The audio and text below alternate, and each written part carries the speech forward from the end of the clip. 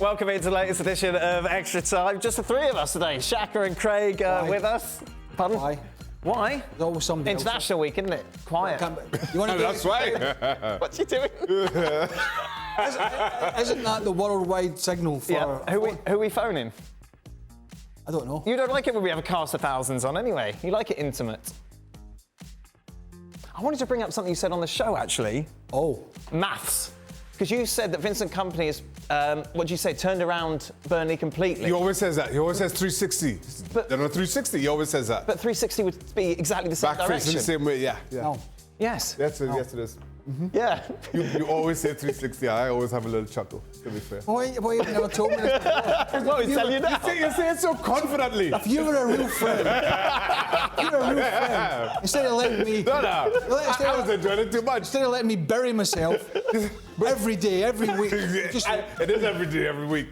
You say it with such confidence as well. It's great. A full 360. Yeah, that means you're going in the same direction again. No, you've gone all the way around and you're going to... What do you know about maths anyway? So it's a 180. Exactly, 180, yeah. Anything else? That's I was waiting for him to fight me on that. Oh, no, because he says it a lot. He says it a lot. He says it, you do it. Nobody else has mentioned it. There you go. I was enjoying it.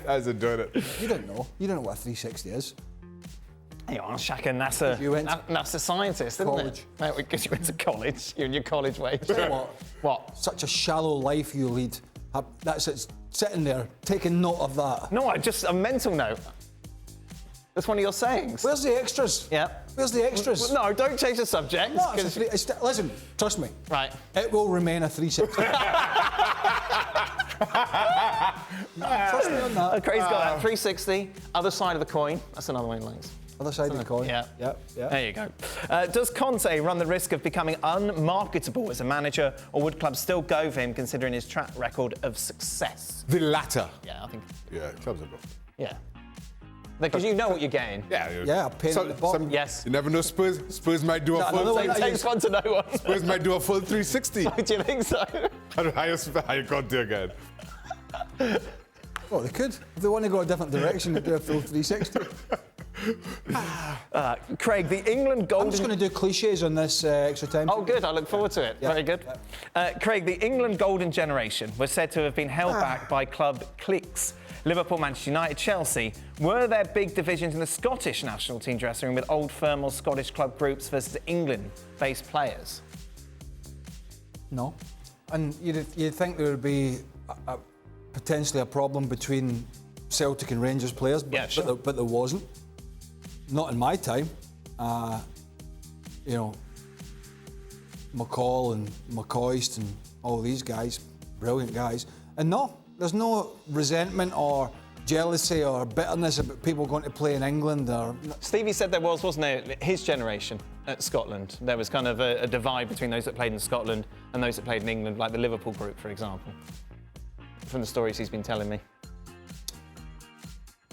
Well, that's possible. I'm trying to think. I think the bulk of our squads, and I'd have to look back, which I'm not going to do, I know. is we're probably playing in England. Right. But I might be wrong on that, I don't know. But never really an issue, no. Jack, was there a divide in the Trinidad and Tobago? There was, actually. Was there? And I think that was perpetuated mainly by how the game was run locally. Because came this divide between foreign-based players, as we were termed, and the locally based players. So I always hated that term because I felt that fractured our squad, and certainly at the time, we had a lot of players playing outside of Trinidad and Tobago. I think the work of our 23-man squad, 13 were playing in England or Scotland. Right. But then that was also helped, for want of a better term, by the fact that before when we were playing in England, the locally based players would still train with the national team every week or couple of weeks or whatever. There'd be no water. The facilities wouldn't, the grass wouldn't be cut. Nonsense like that. Their uniforms weren't clean. But then as soon as the players from abroad came back, all those things were in place. There'd be VIP. So then the players who were living and playing in Trinidad and Tobago felt that there was this kind of big divide. Yeah. But no. But understandably so. And understandably so. But now, for those of us who are playing in England, there's not much we could do because, you know, we're in England, and then when we come back, we're not witnessing that. You know, so as much as we all try to stand up for each other and make sure that those players were as well looked after as we were, because we were so far away, there's only so much we could do. So it was always difficult trying to manage. What surprises you guys the most at this point in the season? Ready? Arsenal being 8 points clear, Barcelona being 12 points clear, or Bayern not being top of the Bundesliga? Oh. Arsenal. I think so. Yeah, I think. We had a similar question the other day. Who's had a better season? Barcelona, who are going to win La Liga, or Arsenal? And again, the answer was Arsenal. Yeah. Because at the start of the season, you could have seen Barcelona obviously compete with Real Madrid for the title, particularly signing Lewandowski. Nobody. No, Arsenal, are they going to finish top four? That was the question. Nobody saw this coming. No. I think at the start of the season, if you asked us who would be top two in each of those countries, we'd have said Real and Barcelona. Yeah. We'd have said Dortmund and Bayern. And we'd have said Man City and Liverpool. Yeah. Nobody would have thought that Arsenal would even be in the top two. I mean, Bayern Munich might win the league, so it's not. That's. You know. Stevie didn't even have them in the top four. Well, that's a different. No, he's done a full 360, and he is Arsenal's biggest fan. He has done a 360, hasn't he? You're gonna drag the backside out. Yeah, I really am. I'm okay with that.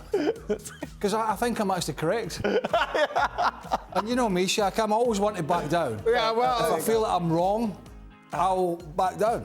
Now, however, I don't feel I'm wrong in this one. I'm going to look it up tonight. There's a video doing the rounds of Aaron Ramsdale, bringing a particular brand of tea bags with him to the England camp. Was there anything in particular you two would always bring with you on international duty which you couldn't do without? That's a good question. No. What would you bring back from Trinidad then that you couldn't get? Oh, I'd bring all. We have all kind of preserved fruits, all kind of nonsense that I grew up eating as a kid. That I'd just bring. Like my suitcase would be way down with. Because Stevie's Eleanor brings an empty suitcase to the UK when she goes. I'm not that bad. And then fills it all with like candy I'm from not that bad. We do tamarind balls. We do. Do what? Sorry. We use tamarind. I guess you pronounce. We make it as a bowl with candy. Oh. We coat it in sugar. I love that. Sounds good. And then we fry chickpeas. We call that chana. I'll bring big bottles of that. Oh. I'd just be waiting. Why you never bring this in to us on your many trips to Trinidad? I used to bring them. I used to have them on my desk. Then what happened? Then I just kept eating all by myself. Kept them in your long drawer. So he takes tea bags? Yes. That's very particular, isn't it? Yeah. I mean... What would you take? What did Nothing. Nothing. Because I'll get a cup of tea. Right. Not like your own pillow or anything like that? A little teddy bear. Oh, little teddy bear, little tartan bear. Yeah, because I'm a bit lonely, you know. Yeah, that's fair enough. No, I mean, even if you go into places like Minsk and Belarus, where things are not as salubrious, I was trying to find the right. Wow. I'm not taking stuff because I want a cup of tea. You just. Some of you English are particular about your tea, though. Say that, I don't like tea.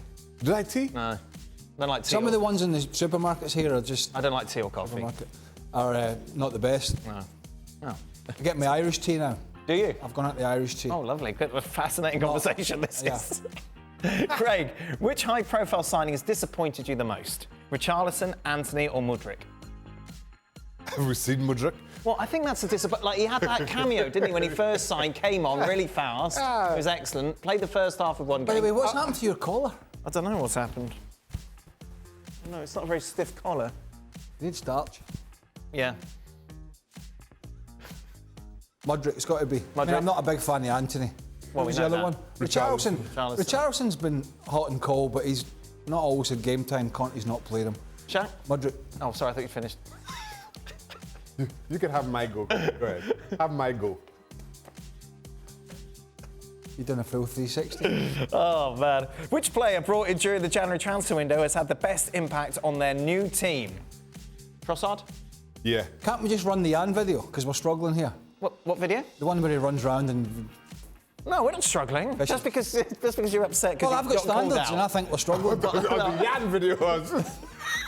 That's a classic to be fair. Dear. Right. That's a classic. Who can Best January sign? Trossard. Trossard? Yes, you're right, Dan. Yes, I am right. Enzo Fernandez.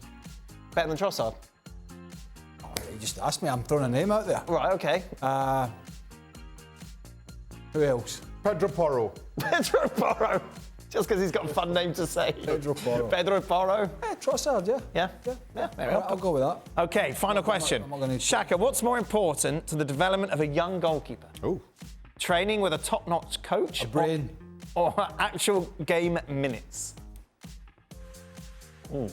For a year, how young are we talking here? I've just got young, Shaka. Well, I'm asking you. You're in charge. I'm going to say 12. That's silly. Why? I think the question's more about... Talented goal. A Teenage coach. Right, then 30. I'm going to go with coach. I'm going to go with talented Adolescent. coach. At that age, coach gets a technique right. Right. A coach is more important than game time. At 12, yes. Okay. Would you like to offer an age? No. Okay. There we go. We'll go with 12 and coach. 12, there we go. 12, get a good coach. Perfect. So that is it. We are done. Are you back tomorrow? No. Wow. Neither am I, Dan. Oh, wow. There you go. Well, you can bore other people with your 360 With your maths. With your facts. You and your maths. and you're trying to tell me that's not a full 360. We'll be back tomorrow. Well, thank you very much for watching ESPN on YouTube. For more sports highlights and analysis, be sure to download the ESPN app. And for live streaming, premium content, and let's not forget as well, ESPN FC 7 days a week. Subscribe to ESPN Plus.